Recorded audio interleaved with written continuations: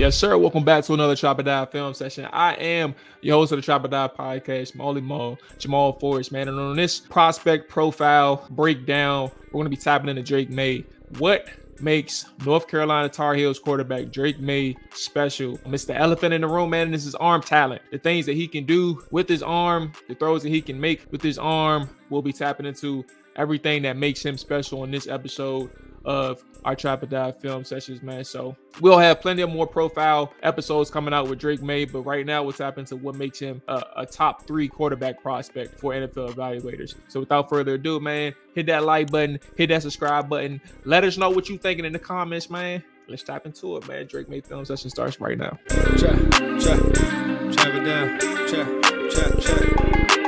All right, so first things first, similar to the Jaden Daniels things, everything is going to be merged from this 2022 film. You'll have some clips in there as well as 2023. And with that being said, we're starting out with a 2022 clip, right? You get a 2x2 formation, and let's go ahead and just run it just to see what's going on, and then obviously what makes this throw huge. What you consider, obviously, is a tight window throw for Drake Maye and even the receiver, right? You see the middle of the field is open. So that's good pre and post snap processing from Drake Maye, right? But what makes something of this nature a very good throw and a decision from Drake Maye is understanding, one, his arm strength and his velocity, right? Being able to fit that ball in there when you see that 27, I believe, that linebacker, essentially Tampa 2, basically getting up the middle of the field, right? So he's trying to cover anything slightly underneath the 2 safeties who are playing in that 2 high shell.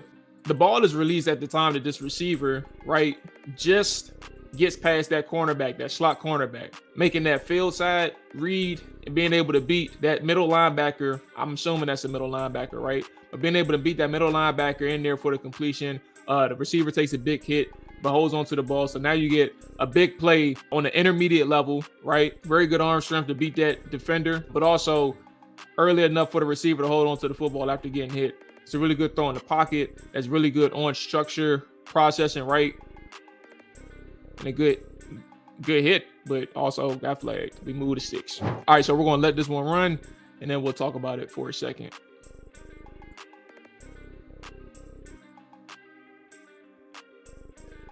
That's a big play, but let's kind of talk about the breakdown in itself, and then obviously what he did with his arm, right? So you see that corner blitz, that cap blitz, right? I don't think Drake Maye recognizes that, but what he does see when it's post-snap processing, right, and what that looks like, he sees that safety on the field side, right? So look at near the logo, you see that safety not playing the receiver at the bottom of the screen. So you see some sort of what looks like Tampa 2 again, like an inverted 2, cover 2. But again, that receiver just streaks down uncovered. But the arm strength to deliver it in the way in which he did kept the receiver on the move. But look at the throw angle that he threw this with, right? It wasn't like he really put a foot into it. Like he just tossed that. He just tossed that MF'er. I wanted to cuss, but I say that for the podcast. Like he just had to get rid of the ball. I think he felt the pressure at the last second.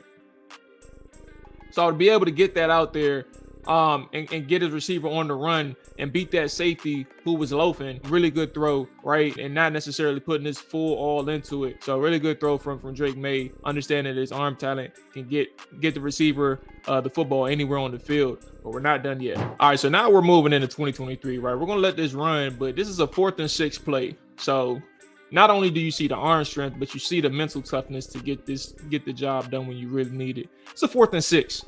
And you're getting the best out of Drake Maye and any quarterback who can complete a pass like this under pressure, slightly under pressure for a completion, right?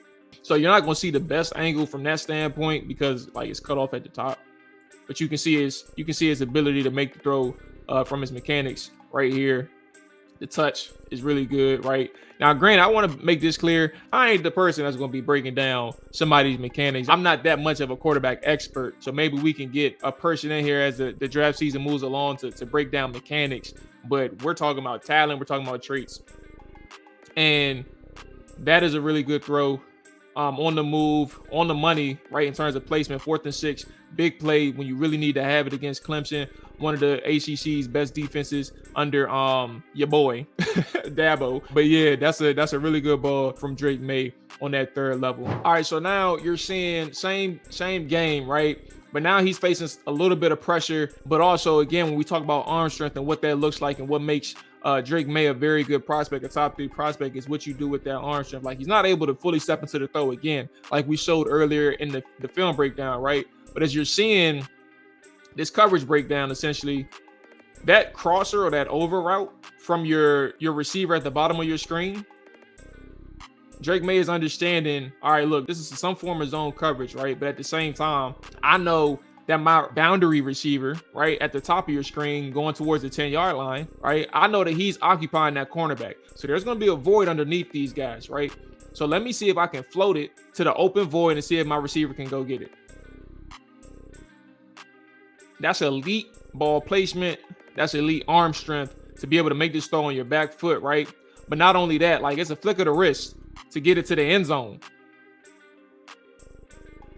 Really good ball from Drake Maye to make that throw under pressure in this situation on the road against Clemson, mind you. All right, so one of the bigger things as we continue to like preach these things for quarterbacks, right? And the more knowledge we get from the NFL level, how you can complete throws on structure and within timing of an offense on the opposite side of the field, right?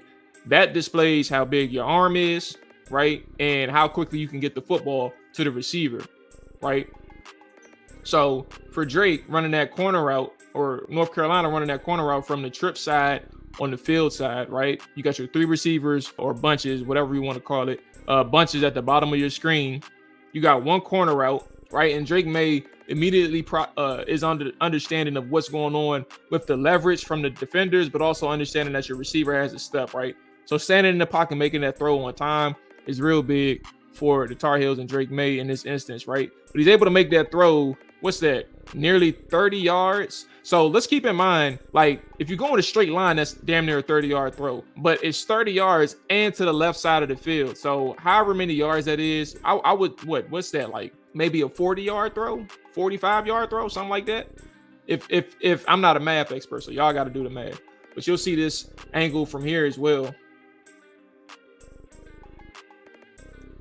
Really good ball placement. That's very good arm strength to be able to make that throw on the field side for the Tar Heels and keep that runner in stride. All right, so this one isn't necessarily like a super terrific throw, but I think it's important because that's only like a 5-6 yard throw, right, on its surface. But look at the end zone angle, and this is why I think it's important to show. This is post-snap processing, and everything that I'm telling you right now as the watcher or the listener, like, he's processing this like at the snap of a finger.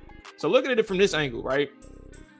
You got a block and release situation from there, right? But look at where the tight end is moved when, who was that, 40-something? The defender chips him, right? He's right in front of the umpire. Drake Maye sees that as well.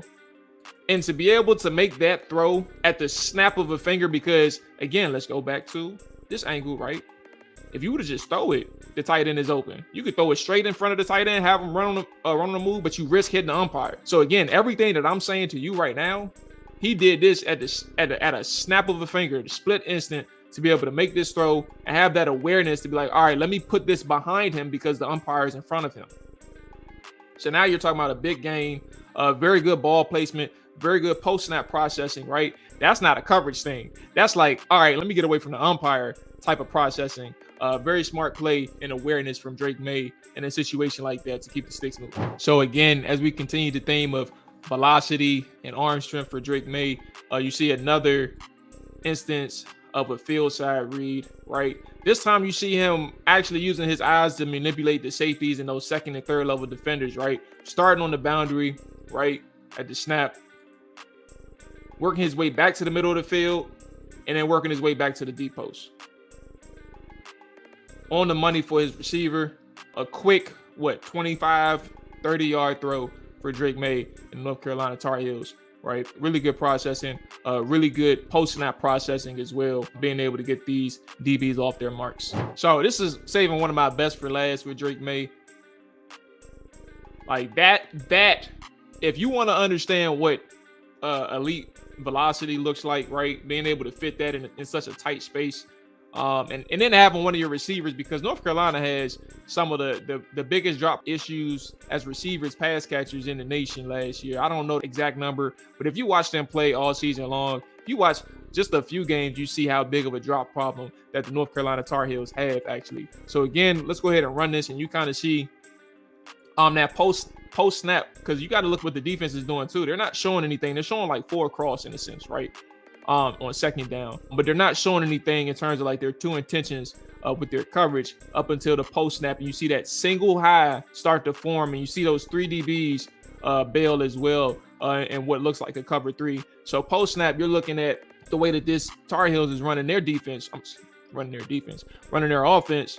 And Drake Maye is able to quickly get his eyes back to the seam route. That's good post-snap processing from Drake Maye, right? Because again, this defense wasn't showing anything pre-snap up until the point of the snap. So now you're talking about ball placement. You're talking about velocity, right? That is an elite throw. That is an elite level touchdown from Drake Maye, being able to sit here on timing and make that throw. That's what makes Drake Maye special. And again, we're not done yet. These are profiles that we're going to continue to do in several different aspects of these top quarterbacks. So that's what makes Drake Maye special, in my opinion. There's other areas of his game that's really good. It makes him a top prospect. So we'll continue to dive into those things, as well as some of those concerns. You know, we got concerns for all 3, and we'll outline them as the time moves on. So without further ado, we're going to close this one out. I hope you all enjoyed, man. Let us know what you think down in the comments. But until next time, man. Peace.